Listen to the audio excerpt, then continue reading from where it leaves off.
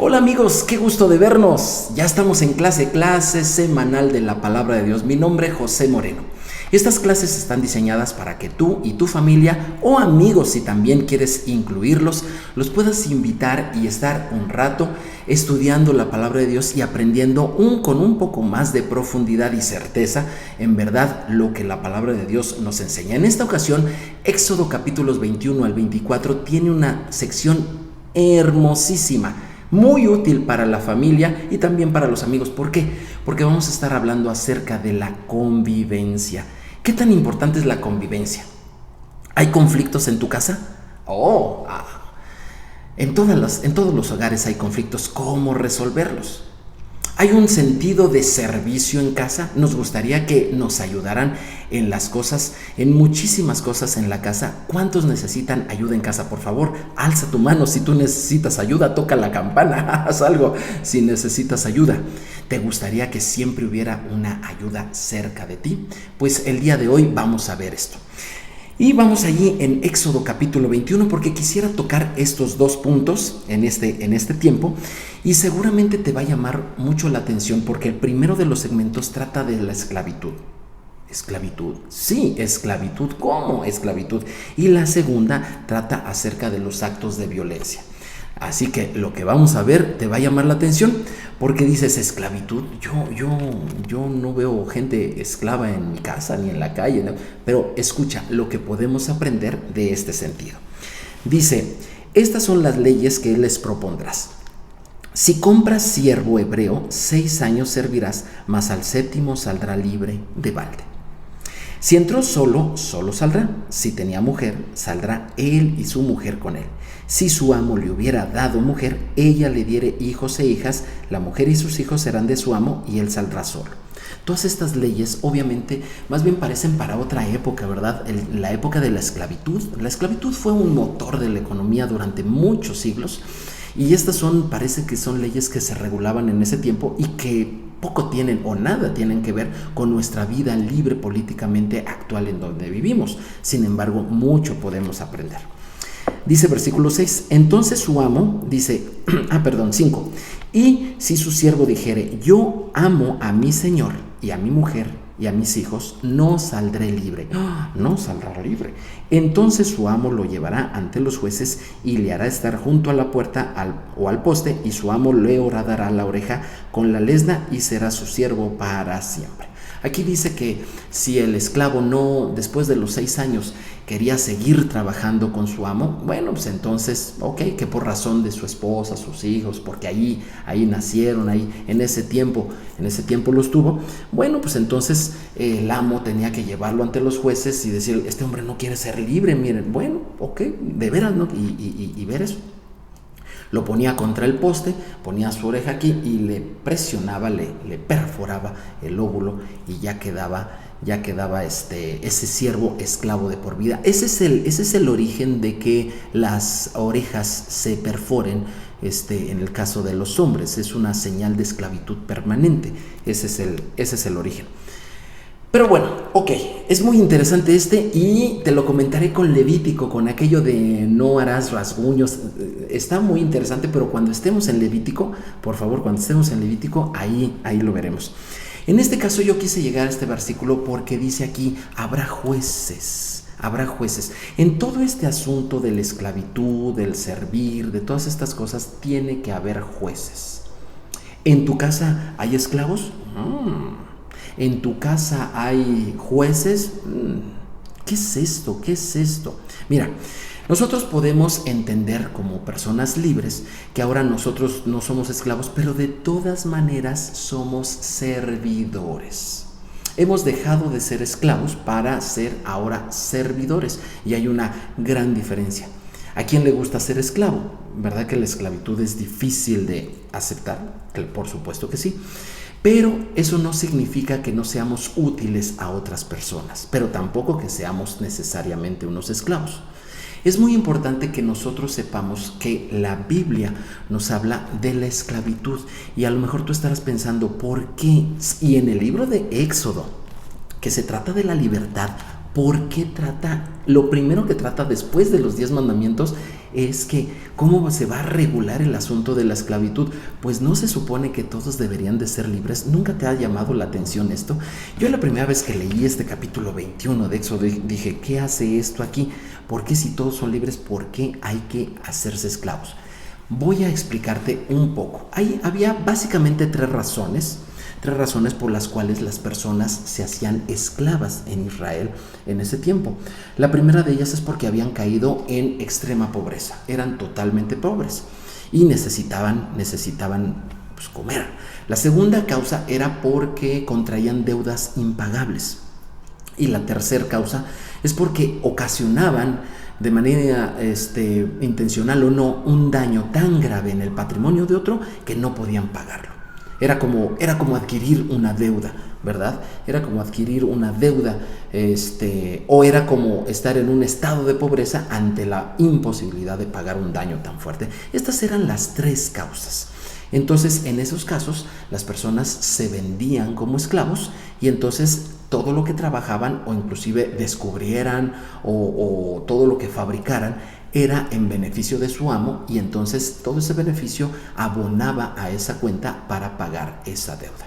Pero yo quiero que pienses que la esclavitud en la Biblia es totalmente diferente. Este es el primero de los puntos que quiero que tengas muy, muy presente para que podamos entender este capítulo 21 y sobre todo esta sección del 1 al 17 que hace ahí, ¿no? Del 1 al 11 que hace ahí esto de la esclavitud en medio de un texto de libertad.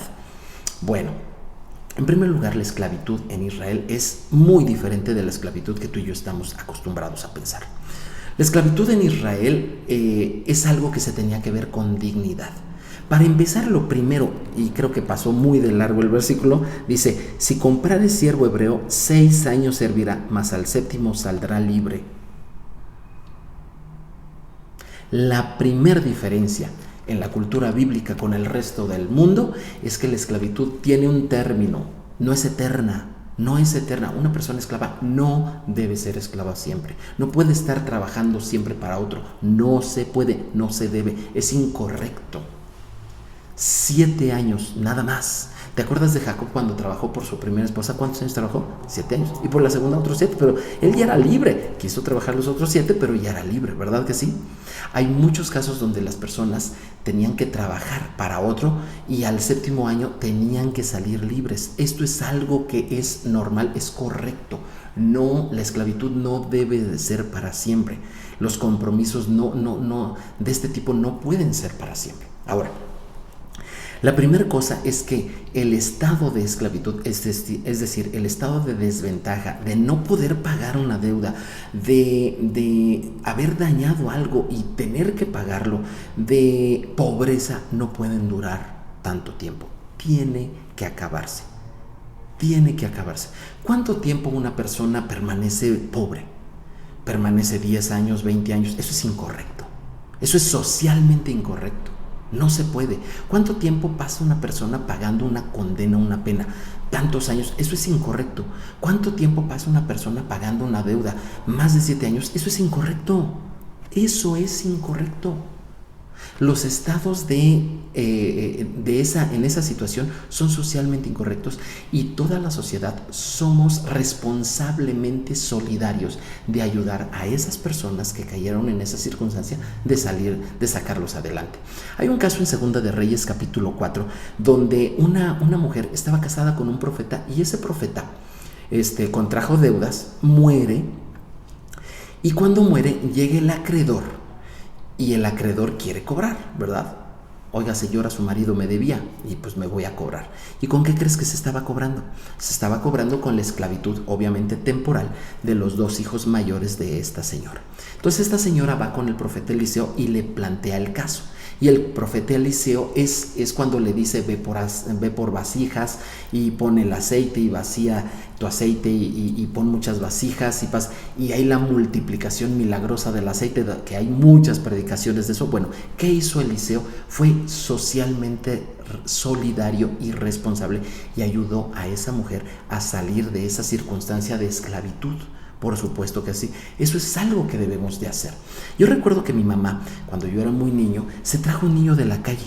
Se trajo un niño de la calle que le pidió dinero. ¿Me da usted dinero? No, no te doy dinero, te doy trabajo. Y lo trajo a la casa. Y sí, y aquí vas a comer y aquí vas a hacer esto y esto y esto, y te voy a dar ropa y te voy a dar comida y te voy a dar dinero, pero vas a tener que trabajar. Y mi mamá le tuvo que enseñar a ser responsable a ese niño. ¿Por qué? Porque a ese niño no le habían enseñado. Solamente le habían dado el mal ejemplo de pedir dinero. Dame usted dinero. Pues obviamente eso es algo indigno. Esa es una condición de esclavitud. Es socialmente un esclavo. Y es importante que otras personas seamos responsables, solidarios. Yo sé que es más fácil darle una moneda, un billete o darle toda una fortuna a una persona que te lo pida. Es muy fácil eso. Lo que no es fácil es sacarlo de la esclavitud. ¿Has oído el dicho, a un hambriento no le des un pescado sino enséñale a pescar? Es muy fácil decirlo, pero a ver, vamos a hacerlo. Cuando tú veas una persona que necesite salir de esclavitud, mejor, ayúdale para que salga de esa esclavitud. Y aquí por eso es que dice eso, cuando tú compres a un esclavo, porque le está hablando al que compra, al que tiene que tener la conciencia. ¿Hay alguien en necesidad en tu familia? ¿Algún pariente? Ok, a lo mejor necesita que aprenda a pagar sus deudas. Por eso es que está en deudas. Hoy en internet encuentras muchas ayudas que te salga de sus deudas, y lo único que te ofrecen es no pagar tus deudas, ¿verdad? Y con eso te quitarán deudas, pero en realidad no te enseñan a salir de ellas y no te enseñan a ser responsable, y si pides dinero tienes que pagarlo. Si pides prestado, obviamente tienes una responsabilidad con otro. Si pides una ropa prestada, tienes que devolverla, y que por favor que sea limpia y en buenas condiciones. Si pides algo prestado, un vehículo, cualquier cosa, tienes que devolverlo, inclusive mejor de lo que te lo prestaron. Si te lo prestaron un coche, por ejemplo, devuélvelo con tanque lleno de gasolina, por lo menos, y limpio, por favor. ¿Verdad que sí? Este capítulo nos enseña a que tenemos que ser muy considerados porque ya no somos esclavos, señores. Ahora somos libres, y como libres nosotros sí pagamos nuestras deudas. Como personas libres y no como esclavas, nosotros sí ayudamos a los que tienen necesidad. Como personas libres y no esclavas, nosotros sí restituimos los daños que hemos causado a otros. Enseña a tus hijos que respeten a la servidumbre de tu casa. Enséñales. Por cierto, ¿sabías tú que hay muchos conflictos en la casa porque tenemos un mal concepto de la esclavitud? Cambia esto. Vente mejor al concepto bíblico de la esclavitud, porque el concepto bíblico de la esclavitud es un concepto de dignidad y es un concepto de servidor. No es tanto un concepto de esclavitud, sino es un concepto de servidor, porque nos hizo libres Dios para ser servidores. Tú puedes decir inclusive, ya no soy esclavo, ahora soy un servidor. ¿Cuál es la diferencia? El servicio dignifica, el servicio es útil a otros y es muy honorable. Servir a mi familia es algo muy honorable. Y quisiera con esto pasar inclusive al siguiente tema, que es las agresiones, la violencia en casa. Porque muchos de los conflictos, empezando por el matrimonio, vienen por esto. Vienen precisamente por esto. ¿Cuántos en casa dicen, ¿qué quieres que yo haga esto? No, ni que fuera tú. Y después del ni que fuera tú, todas esas palabritas, ni que fuera tu esclavo o tu esclava, ni que fuera tú, todas esas palabras están asociadas con algo negativo. Por favor, piensa en la palabra esclavo. ¿Qué viene a tu mente? ¿Verdad que vienen cosas negativas? ¿Verdad que vienen cosas denigrantes?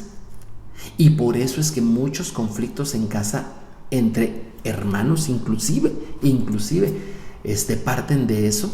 Conocí a unos hermanos que jugaban el fin de semana, los sábados jugaban siempre su juego de ajedrez. Y les gustaba apostar, pero no apostaban dinero. Lo que apostaban era quién iba a ser el esclavo del otro al día domingo. Y precisamente el que perdía la partida tenía que ser el esclavo del otro. Tráeme un vaso de agua, arréglame la cama, tráeme esto, y tenía que obedecerle todas las cosas. Obviamente tú sabes cómo terminaba el domingo el ánimo del que había perdido la partida de ajedrez, obviamente muy mal. Y tú sabes cómo terminó la relación de esos hermanos, obviamente muy mal. Porque cuando hay una esclavitud y sobre todo cuando hay una denigración del servicio, de la ayuda de las personas, es algo que siempre va a generar conflictos. Esta porción de los capítulos 21 al 24 se llama Mishpatim. Te lo dije al principio, te lo repito ahorita. Mishpatim, que significa juicios. ¿Por qué? Porque debe de haber jueces. En casa debe de haber jueces. ¿Y quiénes son los que deberían de juzgar? Papá y mamá. Obviamente, ustedes deben de ser jueces. No deben de ser personas que dicen, ay, pues hay que se arreglen. Ay, tengo muchos problemas. Ya, deja en paz a tu hermano. No. A ver, vamos a ver de qué se trata.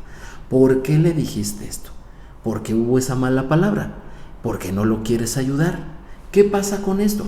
Debes de traer el asunto, ¿sale? Es muy importante que tú traigas el asunto. Pero vamos a ver el pasaje de la violencia. De hecho, aquí mi Biblia dice leyes sobre los actos de violencia. Éxodo capítulo 21, versículo 12. El que hiere a alguno haciéndole así morir, él morirá. Mas el que no pretendía herirlo, sino que Dios lo puso en sus manos, entonces yo le señalaré un lugar al cual huir. O sea, si no era su intención matarlo, si se estaba defendiendo nada más, era en defensa propia, o sea, vino a agredir y se defendió y el primero resultó muerto, el segundo podía huir a una ciudad de refugio. Versículo 14, pero si alguno se ensoberbeciere contra su prójimo y lo matare con alevosía, es decir, lo mató porque lo odiaba, le tenía rencor, y dice, de mi altar lo quitarás para que muera. Esta es una expresión de que había un altar en el tabernáculo y en el templo también, había un altar donde llegaban y si se agarraban ahí de los cuernos del altar, ese altar, ahí se sacrificaban todos los animalitos para pedir perdón a Dios. Es el altar del sacrificio de holocausto. Y si llegaban y se agarraban de allí, lo que la persona estaba diciendo es, necesito misericordia, necesito misericordia. Pero aquí está diciendo Dios que hay una excepción. O sea, de todo el que venga al Señor, Dios va a tener misericordia. Pero, si tu intención, está diciendo, era dañar al otro y lo hiciste, entonces no puedes venir a pedir misericordia.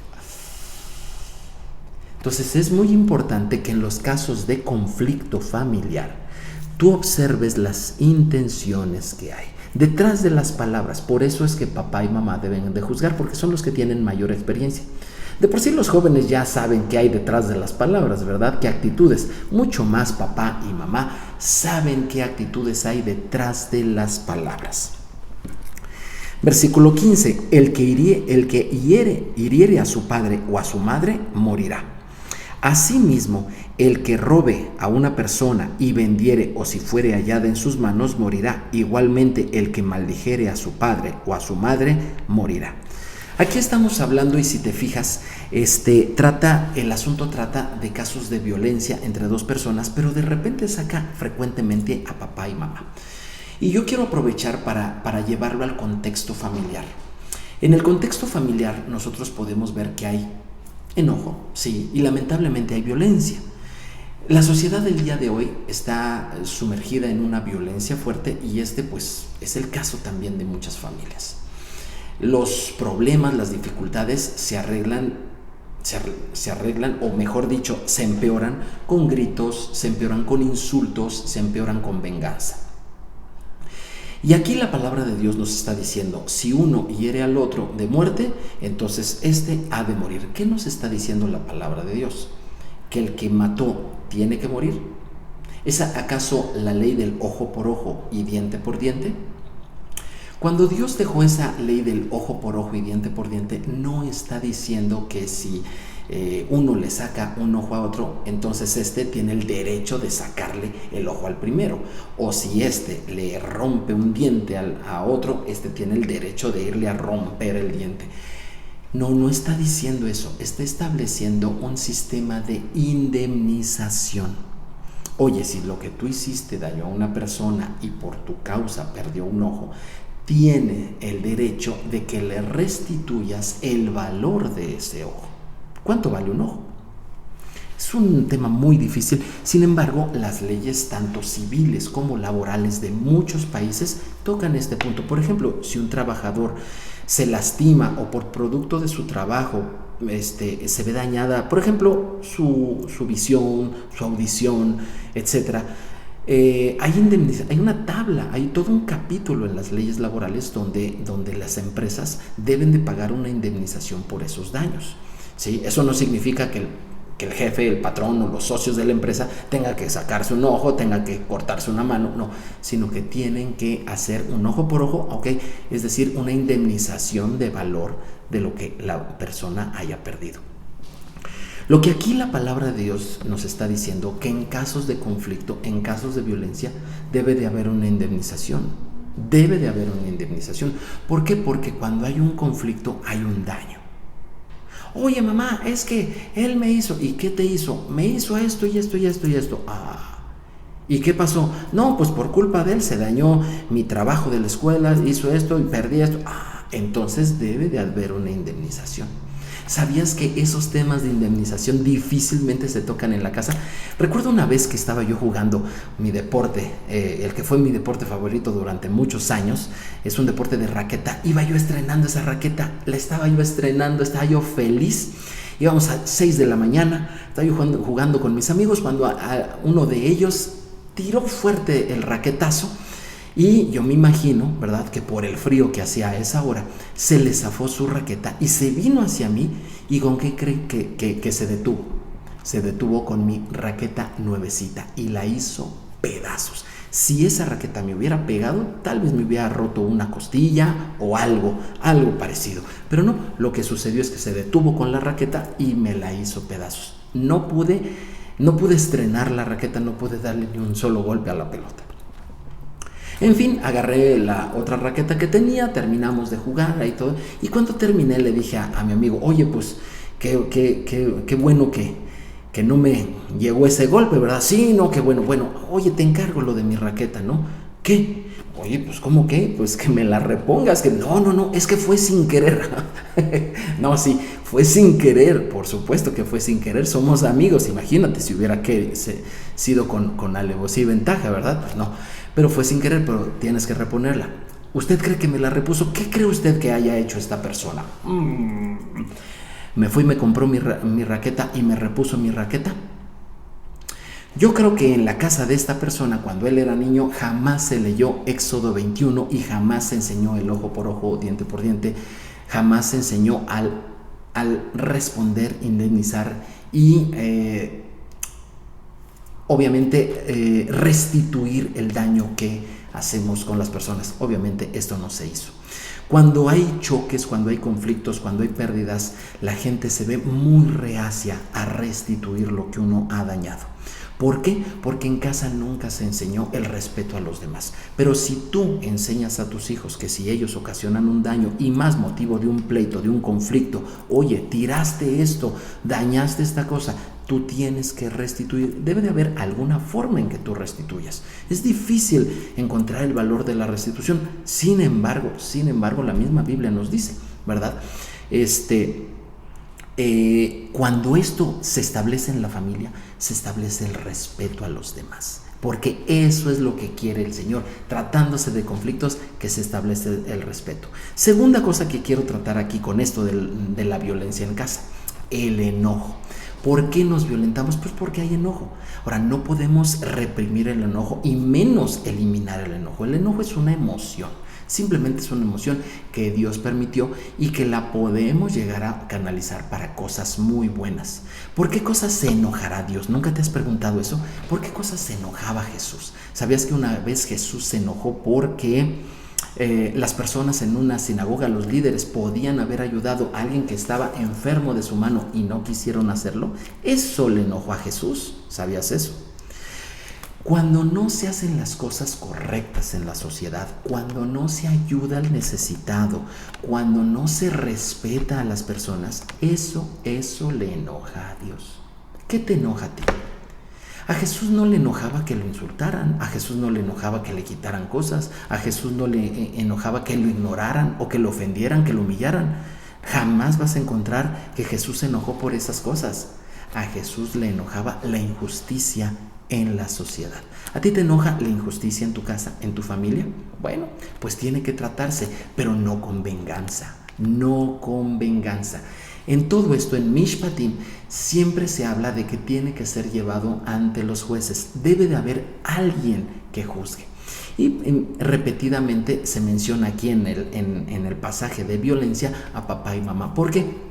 Porque ellos merecen el respeto total en casa. Sí, dije bien, respeto total. Los hijos dirán, pero es que mis padres no son perfectos. No, ni los míos ni los de nadie. Solamente Dios es perfecto. Todos los demás, padre y madre, no son perfectos, pero tenemos que respetarlos completamente. Tenemos que respetarlos completamente. Aunque ellos se equivoquen, nosotros no tenemos el derecho alguno de juzgarlos a ellos. Ellos tendrán su parte con el Señor y ellos tendrán que hacer su mejor esfuerzo por juzgar bien, con justicia, con amor, con misericordia, con corrección a los hijos.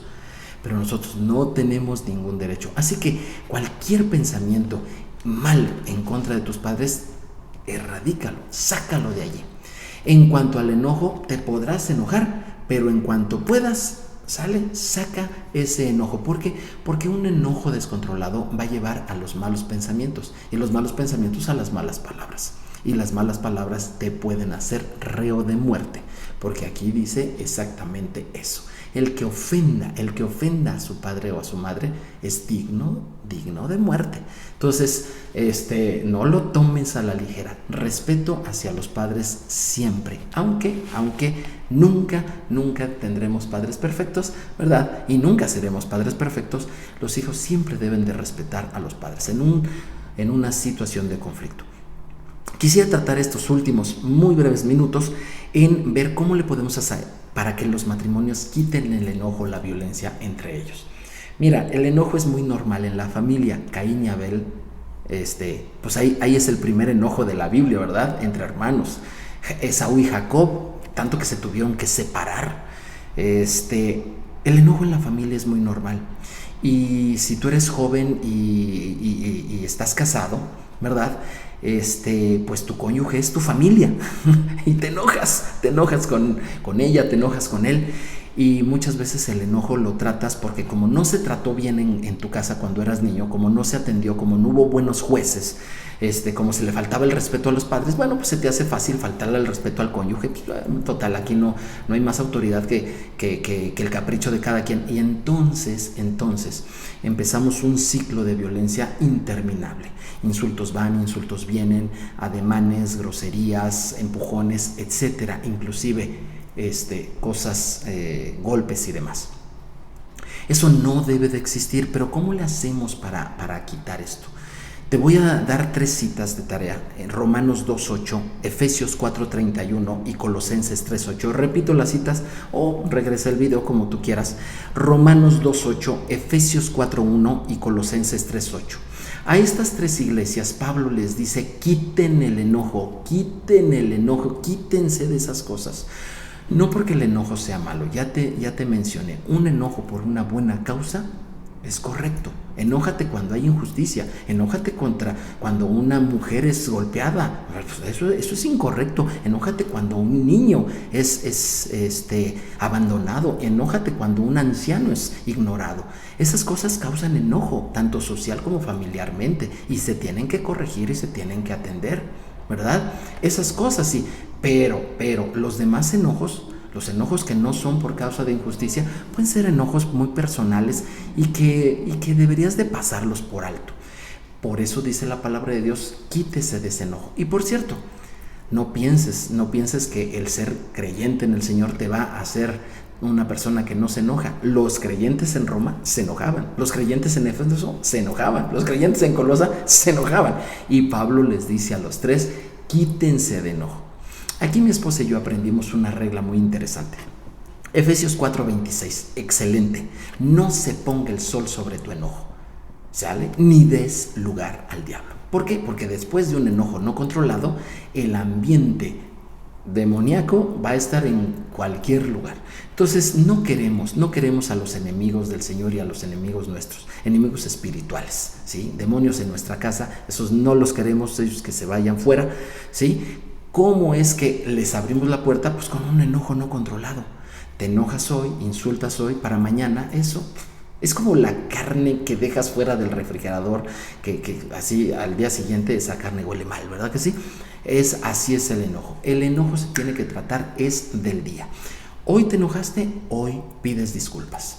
A lo mejor tú dices, es que le estoy dando el gane a la persona. No, simplemente les puedes decir, oye, me enojé contigo muy fuerte en la mañana, discúlpame, no era la manera correcta, espero estar más calmado y si quieres lo tratamos en otra ocasión. Sí quiero tratarlo, pero quiero que me disculpes, no era la manera correcta en que tenía yo que tratar el asunto.